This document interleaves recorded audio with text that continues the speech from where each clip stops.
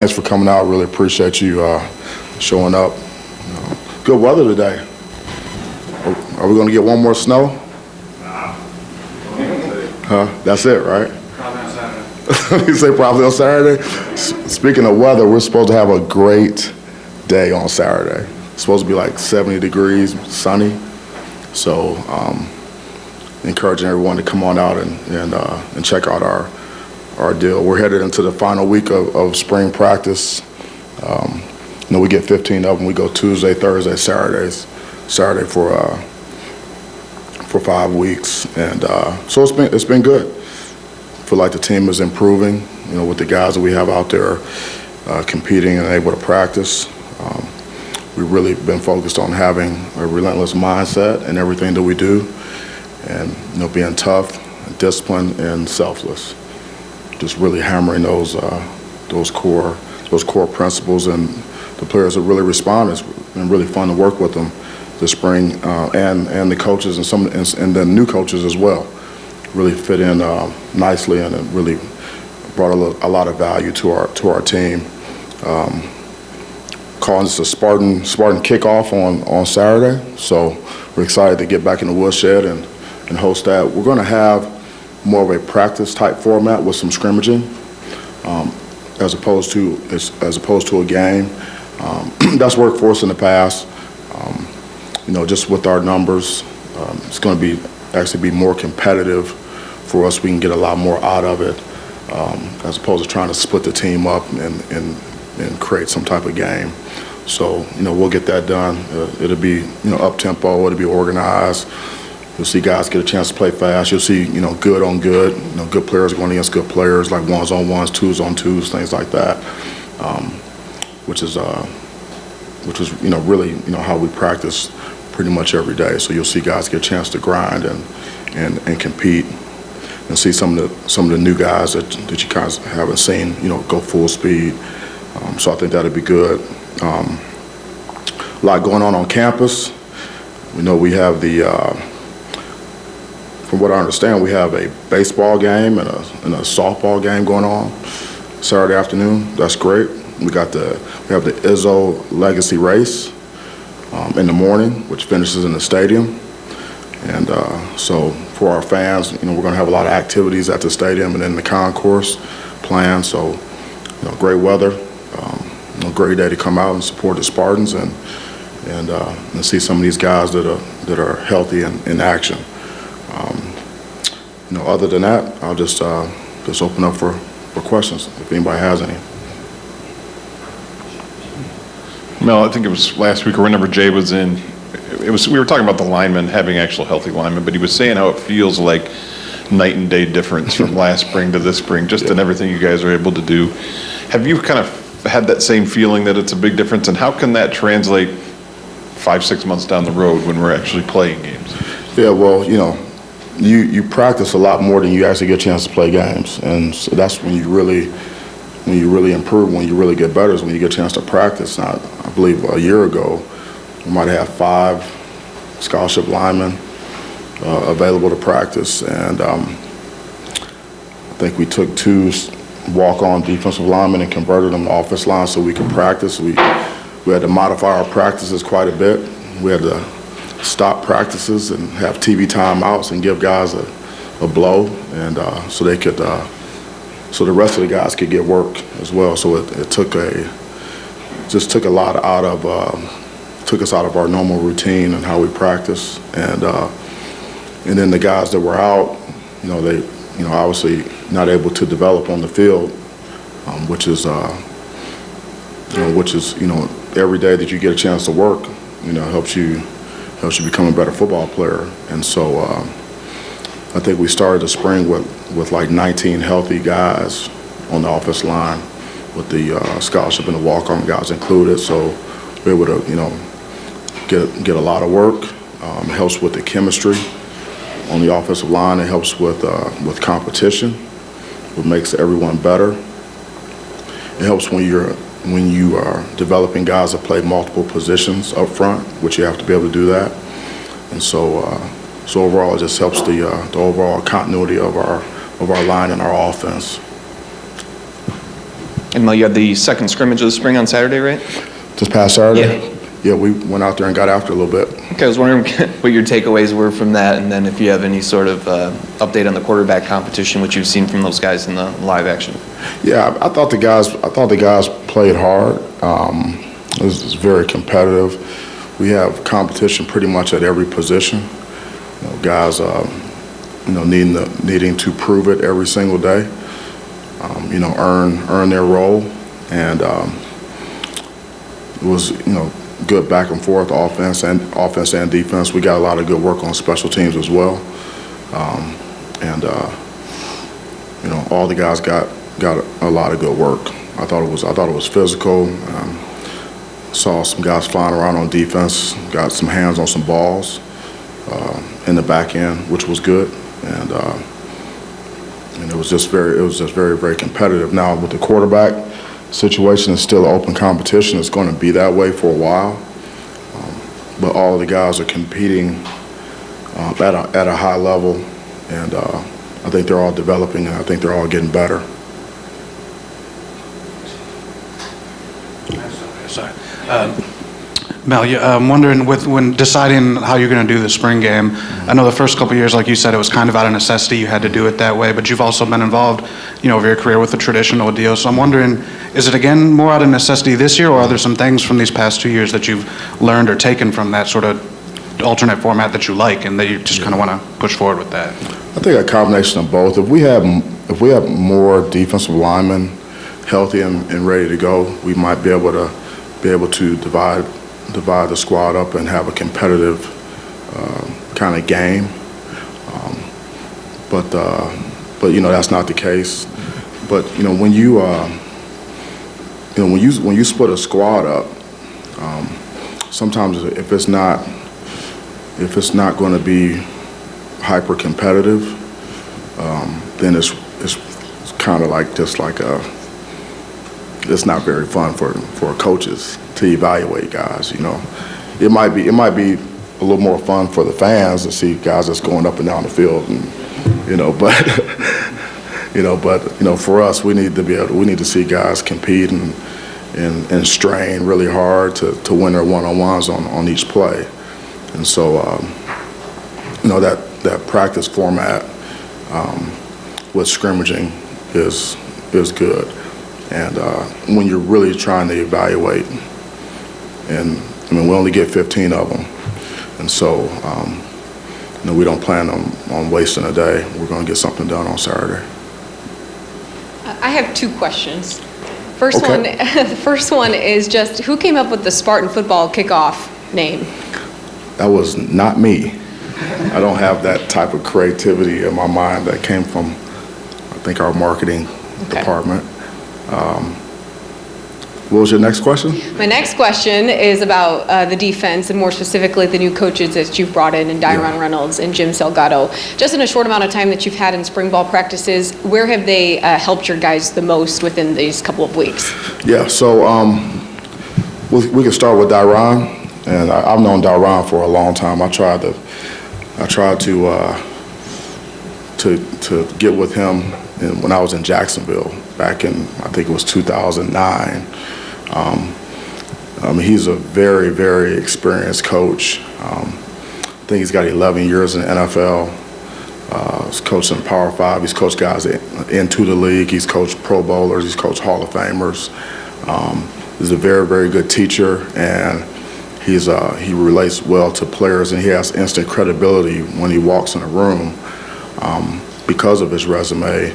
And then, once he started working with the players, the guys could actually see that, this coach is going to make me better. And I think it was last week in one of the team meetings, I asked the team, I said, D-line, do you guys think Dyron can coach?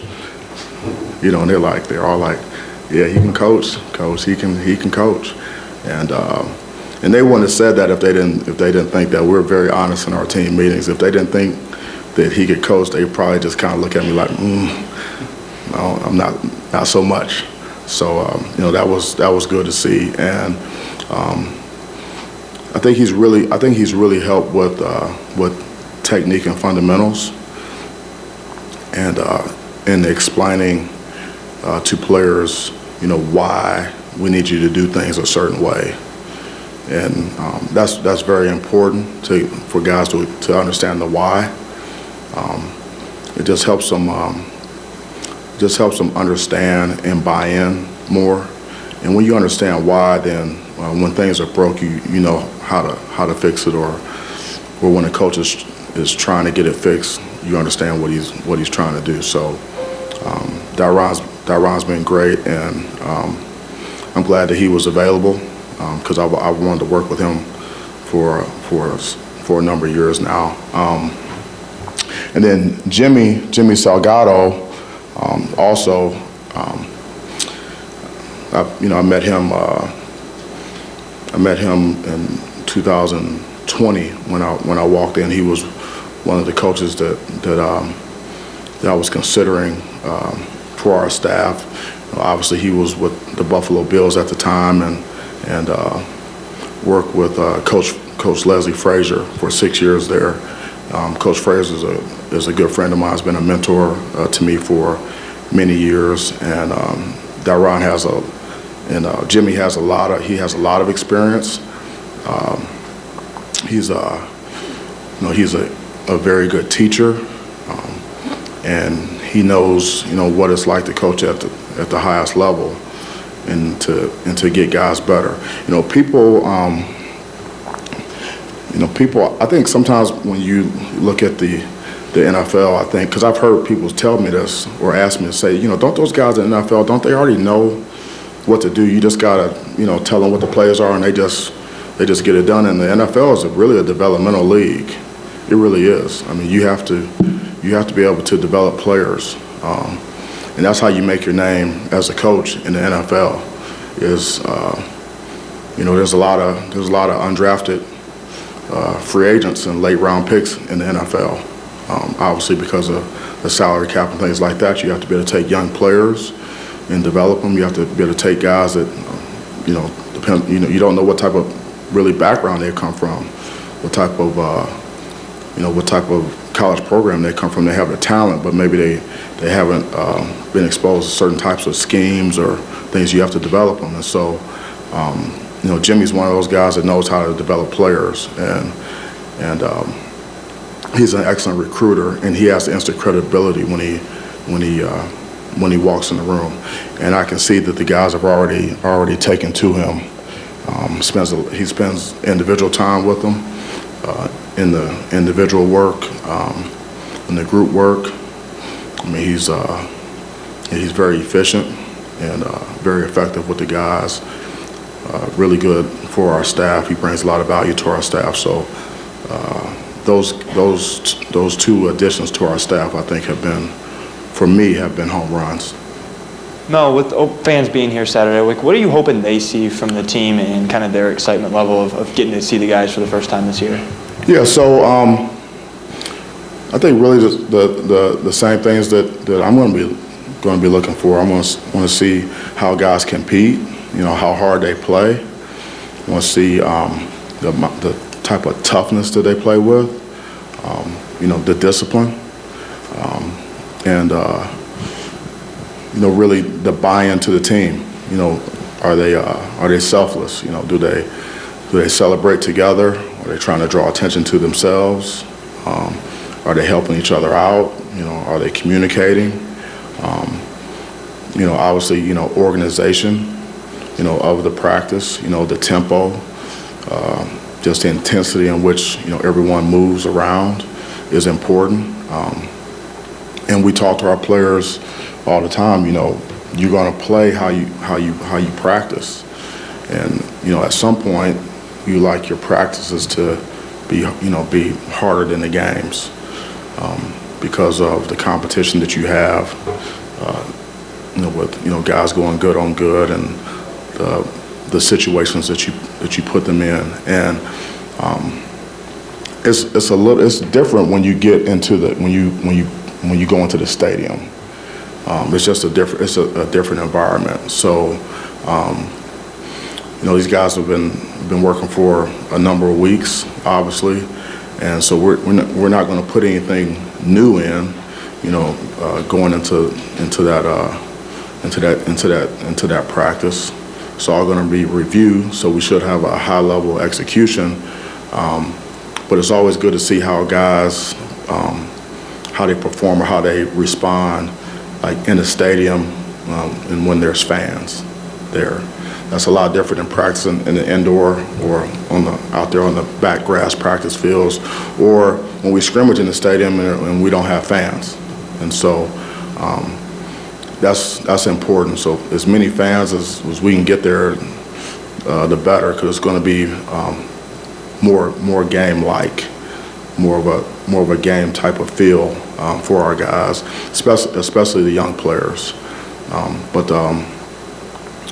And I mean, everyone's going to want to see, some of the newcomers that are healthy and available to practice. They haven't seen them before, and in the green and white, whether they're freshmen or they're transfers. And so, I think that's going to be interesting to a lot of fans to see what some of these new guys look like and how they think that they're going to be able to help us this season.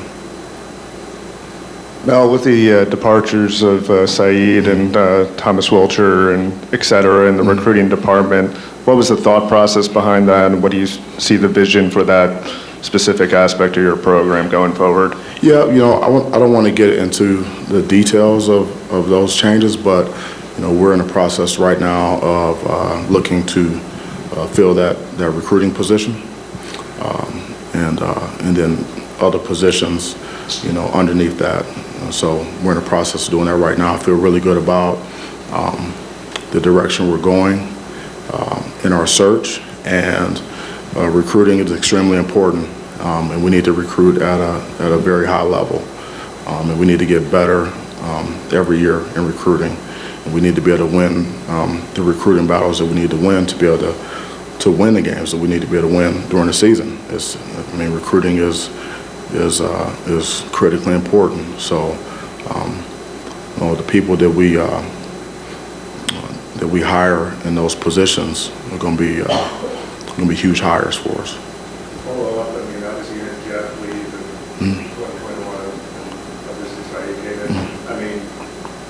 Are those guys carrying out? A kind of a singular vision, or they're bringing their own thing to the table? And if not, would you like to have more, stability, in that department, just so that you have kind of a clear idea of what you want to go? Yeah, we have a clear idea. It always starts with me in terms of what type of football team do I want to have, and what the team's going to look like, and then we go out to identify those players, to recruit them, and hopefully sign them.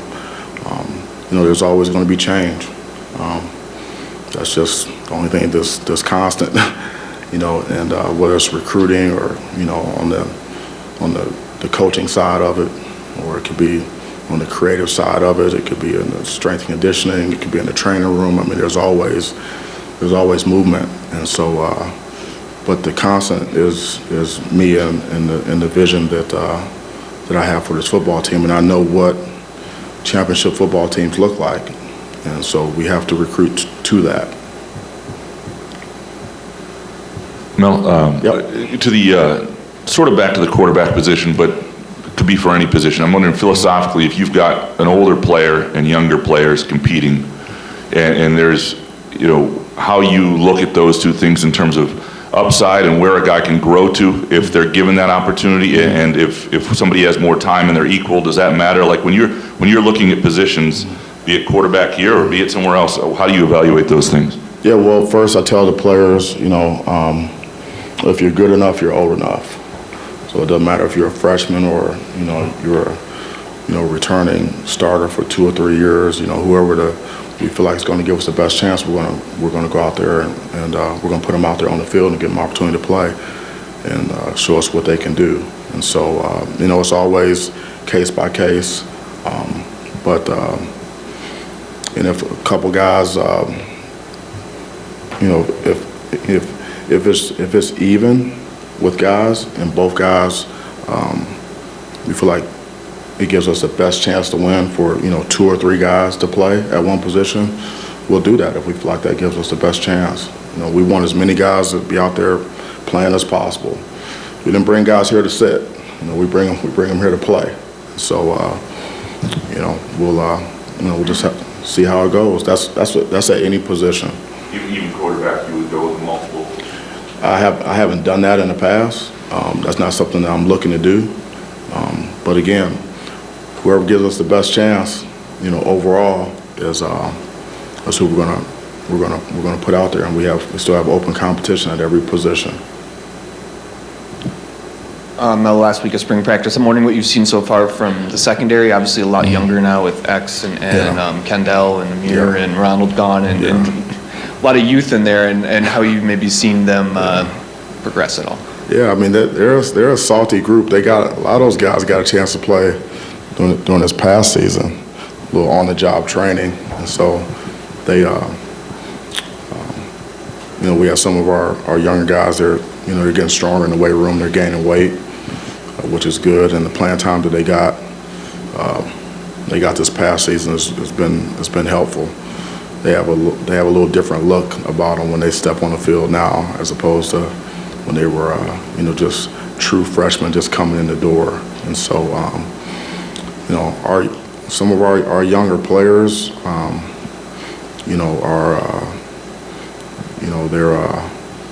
they're some of our more talented guys, and so I like what I've seen so far out of the secondary, and so there's a lot of competition, and it's going to get more competitive as we go. Mel, you talk about games and game day environments, I guess. There's been a lot more chatter this year than ever before about ending the spring with a game or even a controlled scrimmage against another opponent, especially from coaches in the South. How do you feel about that? Yeah, well, we won't be doing that on Saturday, but I'm always open for new ideas, and if I feel like it can help our program, I'll be willing to listen. Do you think that would help the program to have that kind of an end, not like an NFL preseason game, but something to wrap it up where you get a look against other opponents? It all depends. I mean, I've been like in the NFL where you would not preseason games, but you practice against another team for a couple of days, and sometimes they can be good, sometimes not so good. So it really just depends on who those people are and the coaching staff and what you want to get done, and so it's really case by case. Those are kind of like a hypothetical, so I can't really answer that. But what do you think? That'd be fine. If the coaches voted, though, at the coaches' convention or something. You said if they voted. Yeah. When they vote. When they vote. Yes. How would you vote? We'll see when that vote happens. That's why I had to wait for Jack before I walked in. We can't do this without him. No, I remember leading in, we were talking a lot about changes you were looking to make for injury prevention, safety type of stuff, lightening up here or there where you could. I'm just wondering how that's gone. You think how it's maybe evolved, how the players have taken to it? Are you still able to be productive, all those things? Yeah, I think it's gone well. I mean, we've gone above and beyond to try to, make sure that we're keeping guys as healthy as possible. I mean, football is a collision sport, and so there's going to be some injuries, but we've stayed off the ground a lot better this spring. I mean, we haven't been on the ground unless we're scrimmaging. We shouldn't be on the ground at all. Guys shouldn't be on the ground. It's the best that we've done really since I've been here in terms of guys staying up, guys understanding how to practice. Spend just a lot of time, showing guys examples of how to practice and how not to practice. How do you get work in? How do you get better? And everyone stay off the ground. You can go hard. Take care of your teammates while you're doing it. Still be aggressive. I mean, you could watch like NFL practices, and in training camp, guys are competing for jobs. I mean, like that's their livelihoods, right? And you could go, you can go days without seeing guys on the ground, because when guys are on the ground, that's when guys get hurt, So, we've done a lot better job with that. And then, guys come in at different stages of development, like especially like in the spring, because you have guys that are seniors, been in the weight room, 4 or 5 years, and you got freshmen just coming in that not real strong yet, and they're on the same practice field going the same tempo. So we have to we were very intentional about the matchups that we've had with guys in practice and in certain drills and certain contact drills. There was one drill in particular that we've always done, but this spring we had the small, medium, and large group. So we had all the skinny guys going against each other, and then the kind of those a little bit bigger guys in the middle, and then the thicker guys, stronger guys, and that worked well. Because I'm not interested in seeing Keon Coleman, 6'4", 220 pounds or whatever, going against Chance Rucker on day one, right? What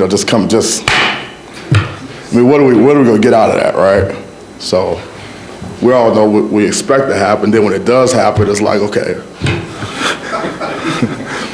So, and that's just an example of, trying to just be smart and be intentional. That takes planning. You have to plan that out. Sometimes you have to kind of script out some of the drills in even more detail. You just can't say, okay, we're running this drill, give me one line here, and start going at it, because you have a mismatch that you could avoid in the spring. So we may not have to do as much of that in the fall.